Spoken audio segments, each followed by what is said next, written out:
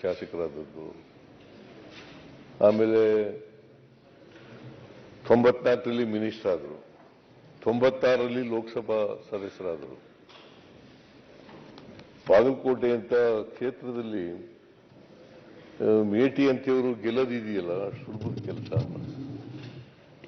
ನಾನು ಯಾಕೆ ಈ ಮಾತನ್ನ ಹೇಳ್ತಾ ಇದ್ದೀನಿ ಅಂತಂದ್ರೆ, ಅಷ್ಟರ ಮಟ್ಟಿಗೆ ಎಲ್ಲ ಜನರ ಜೊತೆಲೂ ಕೂಡ ಬಹಳ ಜಾತ್ಯತೀತ ವ್ಯಕ್ತಿ ಮೇಟಿಯವರು. ಹಾಗಾಗಿ ಬರೀ ಕುರುಬ ಅವರನ್ನ ಪ್ರೀತಿಸ್ತಾ ಇದ್ರು, ಗೌರವಿಸ್ತಾ ಇದ್ರು, ಅಭಿಮಾನದಿಂದ ಕಾಣ್ತಾ ಇದ್ರು. ಹಾಗಾಗಿ ಅವರು ಒಬ್ಬ ಜಾತ್ಯತೀತ ರಾಜಕಾರಣಿ ಅಂತಕ್ಕಂಥ ಮಾತುಗಳನ್ನ ಹೇಳಲಿಕ್ಕೆ ಬಯಸ್ತಾ ಇದ್ದೇನೆ. ಅವರು ನಮ್ಮನ್ನ ಅಗಲಿದ್ದಾರೆ, ಅವರ ಆತ್ಮಕ್ಕೆ ಚಿರಶಾಂತಿ ದೊರಕಲಿ ಅಂತೇಳಿ ನಾನು ಒಂದ್ಸಾರಿ 96ರಲ್ಲಿ ಅಲ್ಲಿ ಸರ್ವೆ ಮಾಡಿಸಿದ ಬಾಗಲಕೋಟೆನಲ್ಲಿ ಪಾರ್ಲಿಮೆಂಟ್ಗೆ ಅಂತಕ್ಕಂಥ ಸರ್ವೆ. ಇವರಿಗೆ ಪಾಪ ಅಷ್ಟೊಂದು ಹಿಂದಿ ಬರ್ತಾ ಇರಲಿಲ್ಲ. ನಾನು ನಿಂತ್ಕೊಳ್ಳಿ ಮೇಟಿಯವರೇ, ನೀವು ನಿಂತ್ಕೊಳ್ಳಿ, ನೀವೇ ಗೆಲ್ಲೋದು ಅಂತ ಸರ್ವೆನಲ್ಲಿದೆ, ನಿಂತ್ಕೊಳ್ಳಿ ಅಂತ ಹೇಳಿದ ತಕ್ಷಣನೇ 96ರಲ್ಲಿ ಮರು ಮಾತಾಡದೇನೆ ಪಾರ್ಲಿಮೆಂಟ್ ಚುನಾವಣೆಗೆ ನಿಂತು.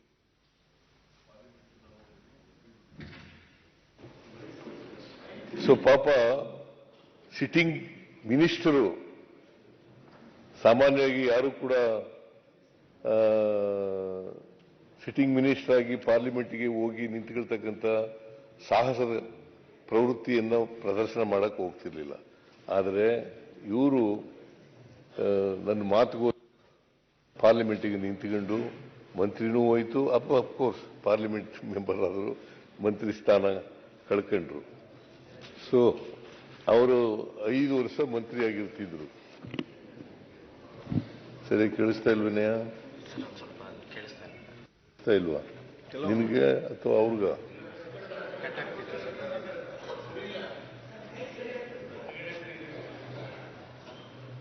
ಸೊ ಅವರು ನನಗೆ ವೈಯಕ್ತಿಕವಾಗೂ ಕೂಡ ನಷ್ಟ ಆಗಿದೆ. ಉತ್ತರ ಕರ್ನಾಟಕದಲ್ಲಿ ಒಬ್ಬ ಅಭಿಮಾನಿಯನ್ನ ಕಳ್ಕೊಂಡಿರ್ತಕ್ಕಂಥದ್ದು ನನಗೆ ವೈಯಕ್ತಿಕವಾಗಿ ನಷ್ಟ ಆಗಿದೆ. ಅಷ್ಟೇ ಅಲ್ಲ, ಬಾಗಲಕೋಟೆ ಉತ್ತರ ಕರ್ನಾಟಕ ಭಾಗದಲ್ಲಿ ಅಪಾರವಾದಂತಹ ನಷ್ಟ ಆಗಿದೆ. ಕಾಂಗ್ರೆಸ್ ಪಕ್ಷಕ್ಕೂ ಕೂಡ ನಷ್ಟ ಆಗಿದೆ ಅಂತಕ್ಕಂಥ ಮಾತುಗಳನ್ನು ಹೇಳಿ ಅವರ ಆತ್ಮಕ್ಕೆ ಚಿರಶಾಂತಿ ದೊರಕಲಿ. ಅವರಿಗೆ 3 ಜನ ಮಕ್ಕಳಿದ್ದಾರೆ, ಒಬ್ಬ ಹೆಣ್ಮಗಳು, 2 ಗಂಡು ಮಕ್ಕಳು. ವೃತ್ತಿನಲ್ಲಿ ಕೃಷಿಕರು, ಇವರು ಮೂಲತಃ ಕೃಷಿಕರು. ಆಮೇಲೆ ರಾಜಕಾರಣ ಪ್ರಾರಂಭ ಮಾಡಿದ್ದು ಮಂಡಲ ಪಂಚಾಯಿತಿ ಅಧ್ಯಕ್ಷನಾಗಿ ರಾಜಕಾರಣ ಪ್ರಾರಂಭ ಮಾಡಿದ್ರು. ಅಲ್ಲಿಂದ ಕೊನೆಯವರೆಗೂ ಕೂಡ ಈ ಸದನದ ಸದಸ್ಯರಾಗಿ ಕೂಡ ಇದ್ದರು. ಪಾಪ ಸಿಟ್ಟಿಂಗ್ ಮೆಂಬರು. ಅವರಿಗೆ ನಾನು ಆಸ್ಪತ್ರೆಗೆ ಹೋಗಿ ನೋಡ್ಕೊ ಬಂದಿದ್ದೆ. ಆಸ್ಪತ್ರೆಗೆ ಹೋದಾಗ ನಾನು ಇನ್ನ 10 ವರ್ಷ ಬದುಕ್ತೀನಿ ಅಂತ ಪಾಪ ಹೇಳಿದ್ರು. 10 ವರ್ಷ ಬದುಕ್ತೀನಿ ನಾನು ಅಂತ ಹೇಳಿದ್ರು. ಆಮೇಲೆ ನಾನು ಮೈಸೂರಿಗೆ ಹೋಗಿದ್ದೆ. ಮೈಸೂರಿಗೆ ಅವರ PA ಒಬ್ರು ಇದ್ದಾರೆ, ಶೆಟ್ಟರ್ ಅಂತ, ಶೆಟ್ಟರ್ ಒಳೆ ಬಸು ಶೆಟ್ಟರ್ ಅಂತ ಇದೆ. ಅವರು ಯಾವಾಗಲೂ ಇವ್ರ ಜೊತೆಯಲ್ಲಿ ಇರ್ತಿದ್ರು. ನನಗೆ ಫೋನ್ ಮಾಡಿದ್ರು, ಸರ್ ಯಾಕೋ ಕಷ್ಟ ಇದೆ ಅಂತ ಹೇಳಿ. ನಾನು ಮೈಸೂರಿನಲ್ಲಿ ಇದ್ದವನು ಕೂಡಲೇ ಬಂದೆ. ಆಮೇಲೆ ಬಂದು ನೋಡಿದ್ರೆ ನಿಧನರಾಗಿದ್ರು. ಸೊ ಅಂತ ಒಬ್ಬ ಅಪರೂಪದ ರಾಜಕಾರಣಿಯನ್ನ ನಾವು ಇವತ್ತು, ಮತ್ತೆ ಯಾರಿಗೂ ಕೂಡ ವೈರತ್ವ ಇರಲಿಲ್ಲ ಅವರಿಗೆ. ವಿರೋಧ ಪಕ್ಷದವ್ರ ಜೊತೆಲೂ ಚೆನ್ನಾಗಿದ್ರು, ಜನಗಳ ಜೊತೆಲೂ ಚೆನ್ನಾಗಿದ್ರು, ನಮ್ಮ ಜೊತೆಲೂ ಚೆನ್ನಾಗಿದ್ರು. ಪೊನ್ನಣ್ಣವರೇ, ಪೊನ್ನಣ್ಣ ಏನಪ್ಪ ಲೇಟ್ ಬರುತ್ತೆ, ಮತ್ತೆ ಮಾತಾಡ್ತೀರಿ?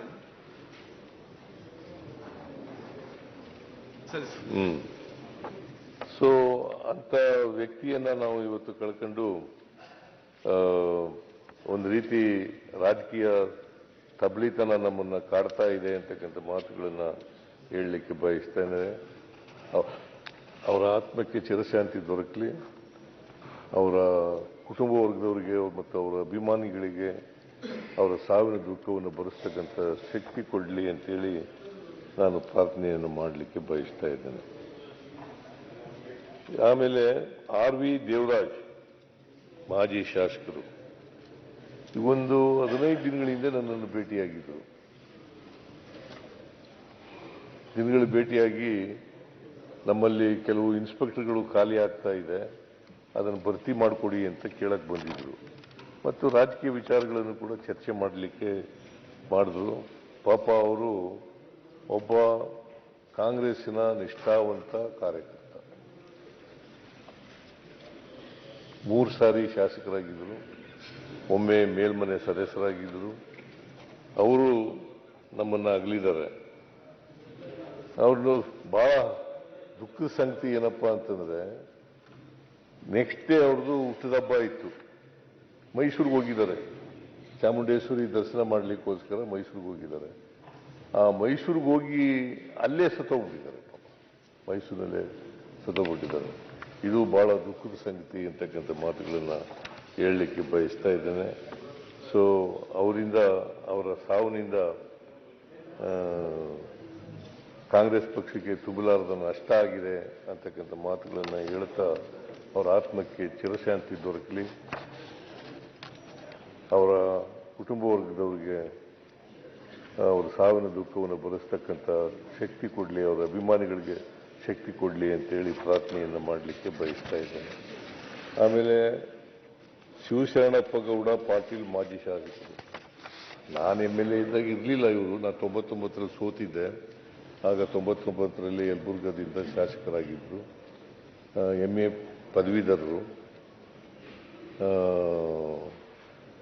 ಮತ್ತು ಅನೇಕ ಕೃಷಿಕರಾಗಿದ್ದರೂ ಕೂಡ ಅನೇಕ ಸಂಘ ಸಂಸ್ಥೆಗಳಲ್ಲಿ ಕೆಲಸ ಮಾಡ್ತಾ ಇದ್ದಂಥವರು.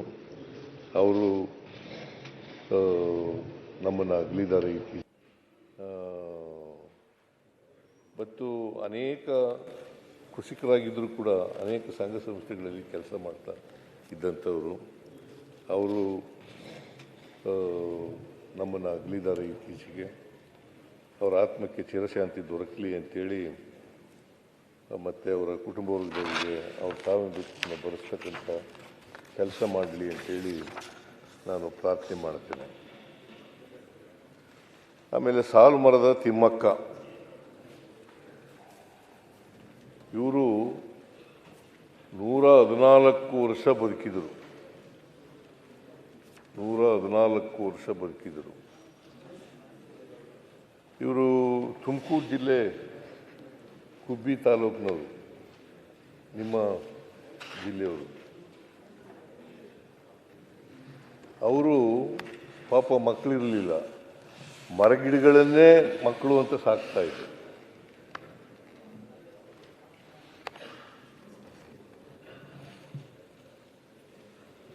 ಅವರು ಸುಮಾರು 4,000 ಮರಗಿಡಗಳನ್ನು ನೆಟ್ಟಿದ್ರು. ಅಷ್ಟೇ ಅಲ್ಲ, ಅದನ್ನು ಪೋಷಣೆ ಕೂಡ ಮಾಡ್ತಕ್ಕಂಥ ಕೆಲಸವನ್ನು ಮಾಡ್ತಾ ಇದ್ರು.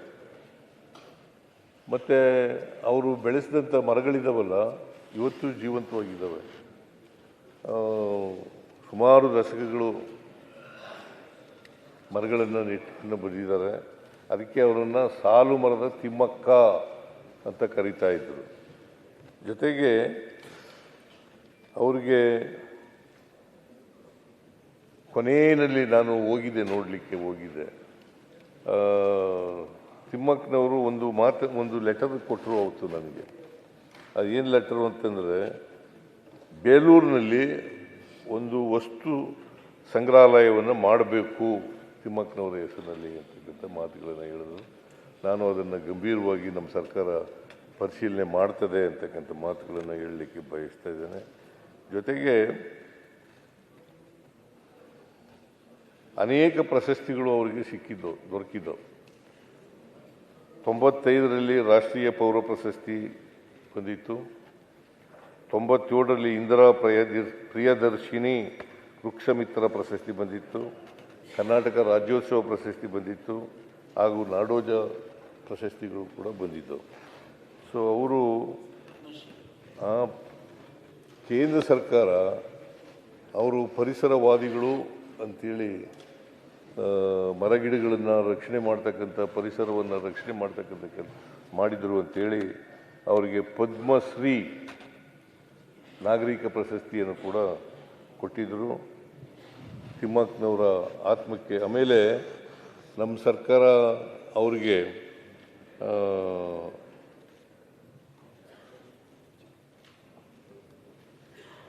ಪರಿಸರದ ಬಗೆಗಿನ ಅತೀವ ಕಾಳಜಿಯನ್ನು ಪರಿಗಣಿಸಿ ಸರ್ಕಾರವು ಇವರಿಗೆ ಸಂಪುಟ ದರ್ಜೆ ಸ್ಥಾನಮಾನ ನೀಡಿ ಪರಿಸರ ರಾಯಭಾರಿಯನ್ನಾಗಿ ಮಾಡಿತ್ತು. ಪರಿಸರ ರಾಯಭಾರಿಯನ್ನಾಗಿ ಮಾಡಿತ್ತು. ಆಮೇಲೆ